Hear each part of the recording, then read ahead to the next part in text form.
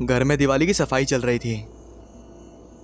हर साल हमारे घर में दिवाली से कुछ दिन पहले सफेदी की जाती थी। घर का लगभग सारा सामान हम लोग गली में ही निकाल देते थे और ऐसा लगभग हमारी कॉलोनी के सभी लोग करते थे। मुझे तो ये करने में बहुत मज़ा आता था, सामान को अंदर बाहर करने में और पुराने सामानों को खोजने में। और हमारे पड़ोसी भी बहुत अच्छे थे, तो हम सब मिलके सारा का सारा काम करते थे और सब एक दूसरे की मदद करते थे। मैं उस समय अपनी कॉलोनी के एक छोटे से प्राइवेट स्कूल में पढ़ता था, जो कि पीपल के पेड़ के पास था। वो गली पीपल वाली गली के नाम से मशहूर थी। मेरे स्कूल की एक टीचर, जिसे शायद मैं कभी भूल नहीं पाऊंगा, बहुत सुंदर थी। उनकी तब शादी नहीं हुई थी। अपने मम्मी पापा, दादी और 4 भाइयों के साथ वो रहती थी। मैं ज़्यादातर उनके घर पढ़ने और खेलने के लिए जाती थी। उनका घर गुरुद्वारे के नज़दीक था। घर भी उनका बहुत सुंदर था। वो सिख धर्म के थे। अब अगर आपको ये सारा समझ में आ गया है, तो अब मैं अपनी घटना स्टार्ट करती हूँ। तो ये जो घटना हुई थी, ये दरअसल 1984 की थी। ये घटना 1984 की दिवाली के समय की है, जब उन्हीं साफ सफाई में मैं भी मम्मी के साथ थी।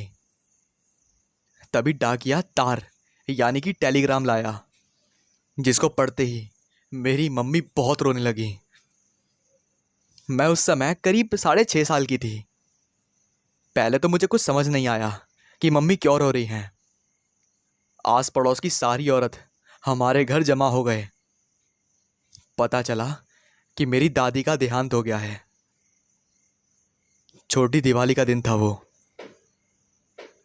थोड़ी देर में पापा और उनके दोस्त घर आए और मम्मी ने हमारा ज़रूरी सामान जल्दी से पैक किया और हम शाम को गांव जाने के लिए ट्रेन में थे। मैं, दीदी, मम्मी, पापा, हम चारों थे और हमारा जो भाई था वो घर पे ही रुका था।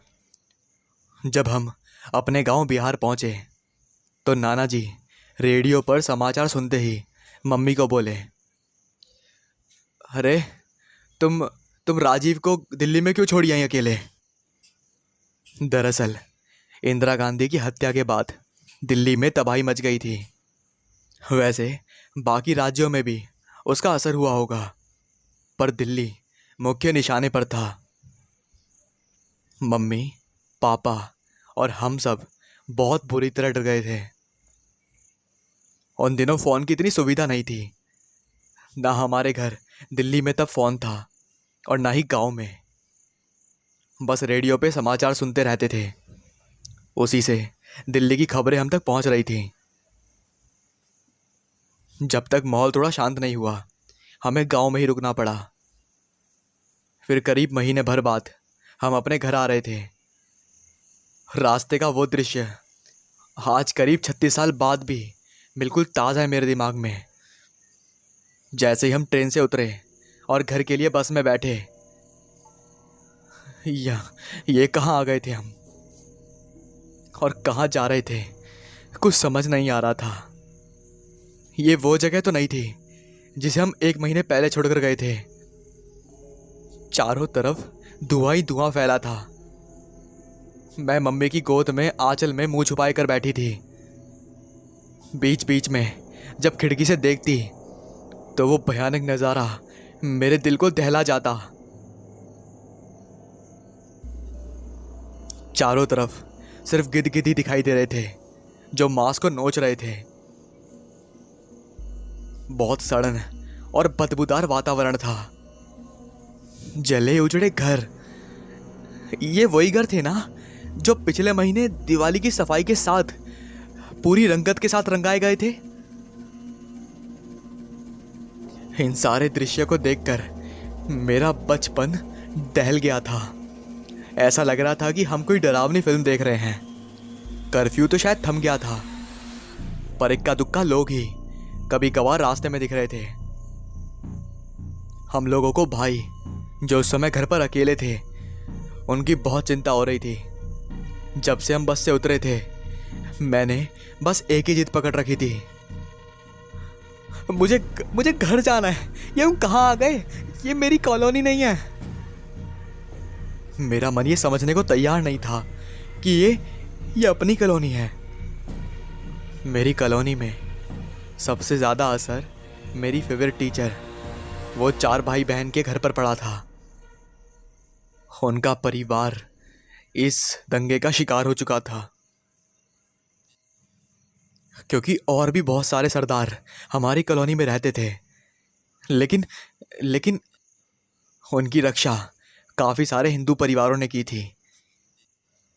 और कई परिवार तो रातों रात पंजाब चले गए, गुरुद्वारे से सटे कई सरदारों के घर। और सरदार सारे के सारे लोग भी सही सलामत थे। पर मेरी उस टीचर के परिवार की किसी ने कोई मदद नहीं करी। जब हम उस गली तक पहुंचे, एक अंकल ने पापा को आवाज़ लगाई, अरे शर्मा जी, रिक्शा वाले को बोलो दूसरी गली में मोड़ ले। हमारे घर तक पहुंचने के लिए कई गलियां थीं। हम सब हैरान थे कि उसने उस गली से जाने से क्यों रोका। भैया हमारे लिए खाना बनाने में लगा था। जैसे ही हम रिक्शा से उतरे, पापा ने भाई को आवाज़ लगाई। वो हमें देखते ही मम्मी से लिपट कर रोने लगा। सामान सब कुछ रिक्शे से उतार कर घर ले आया। फिर पापा मम्मी को उसने पूरी घटना बताई। उसने बताया कि वो बिल्कुल सुरक्षित था और उसने अपने आसपास के कई सिख परिवार की मदद भी की। फिर जब भाई ने बताया कि मेरी टीचर के चारों भाई और उनके पिता पांचों को चारपाई से बांधकर आग से जिंदा जला दिया गया और उनका घर भी पूरा जला दिया गया। तीनों औरतों का क्या हुआ मुझे कुछ पता नहीं चला। जो भी उस परिवार की मदद करने के लिए आता, उसका भी वो लोग बुरा हाल कर रहे थे। उन लोगों ने मेरे सर पे डंडा मार दिया, जिसकी वजह से मेरा खून बह गया और इसी वजह से मैंने पट्टी बांध रखी है। भाई ने जब मुझे ये पूरी कहानी बताई, तो कसम से कह रही हूँ, मेरे अंदर की आत्मा सन्न रह गई। मैं बस यही सोचती रही कि उन पे क्या बीता होगा, क्या हुआ होगा उनके साथ, कैसा रहा होगा उनके साथ, और आखिर वो तीनों गई कहाँ। मेरे मन में सिर्फ यही चीज़ चल रही थी और मैं उस दिन पूरी रात रोई थी।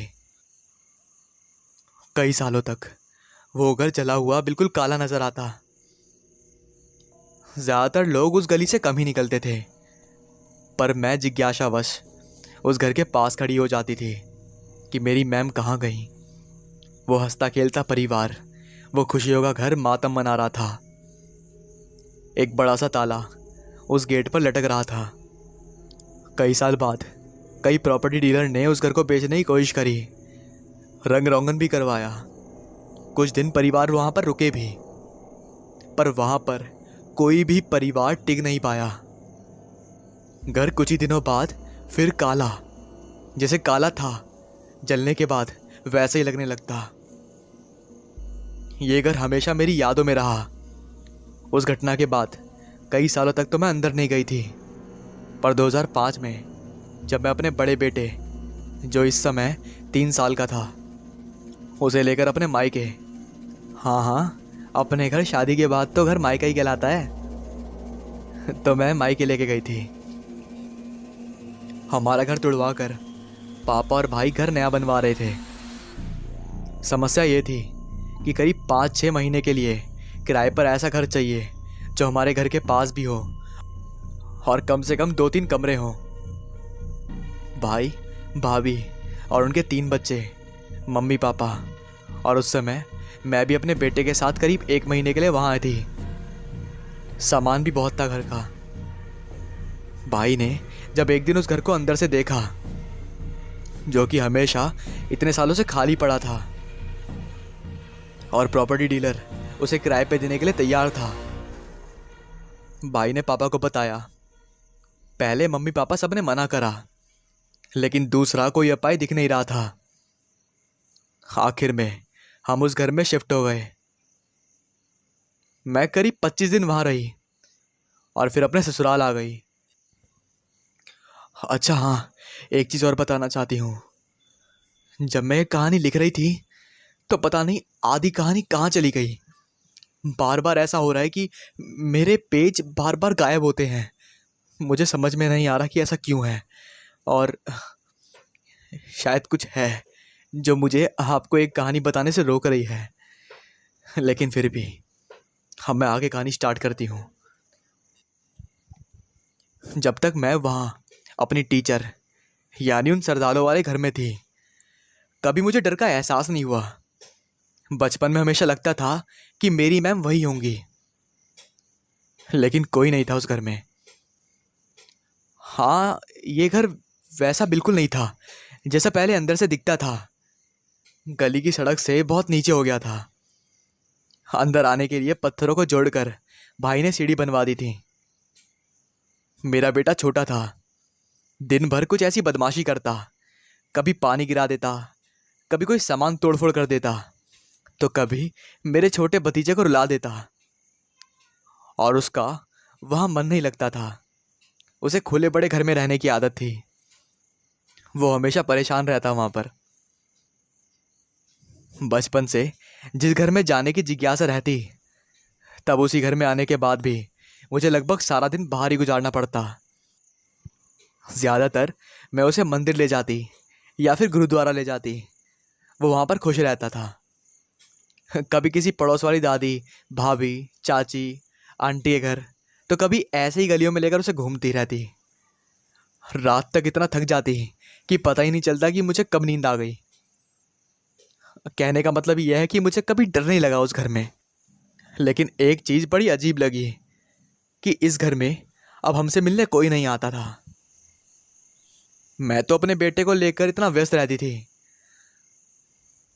हम मैं अकेले जाकर एक रूम में बैठ गई और वहाँ पर सुई धागे से तिलने लगी। तभी मुझे मेरे ख्याल में मेरी मैम की बातें याद आने लगी कि हमेशा हमें सकारात्मक रहना चाहिए। वो मुझे बहुत ज्ञान ज्ञान की बातें बताती और बड़े प्यार से मेरे गालों को सहलाया करती थी। मैं जब उस पीपल के पेड़ के पास स्कूल में पढ़ती थी, तब हम बच्चे सब ये सोचते थे कि रात को भूत के बच्चे सब यहाँ पर पढ़ते होंगे इस स्कूल में। मेरी मैम हमेशा समझाती कि अज्ञानी मानव ही एक दूसरे को दुश्मन बन जाते हैं। भूत प्रेत कुछ नहीं होता, सब धर्म एक समान होते हैं। मानव सेवा सबसे बड़ा धर्म है।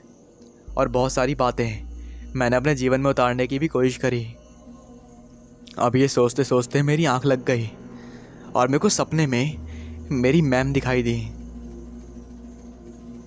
लेकिन वैसी नहीं जैसी वो थी।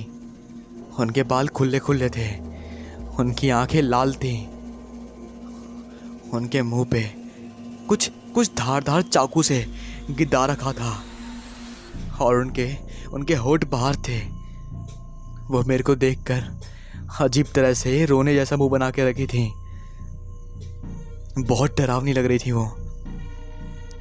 उन्हें देखते ही मेरी नींद खुली और मैंने तभी अपने बच्चे को देखा तो मेरा बच्चा छत के एकदम कोने पे खड़ा था।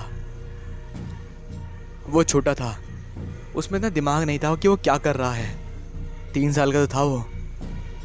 छत की जो रेलिंग है उस टाइम वो टूटी हुई थी। मैं जल्दी से भागकर अपने बच्चे को बचाने गई और मैंने उसे बचा लिया। अब मुझे समझ में आया कि शायद मैम मुझे आघात करने आई थी कि मैं अपने बच्चे का ध्यान रखूं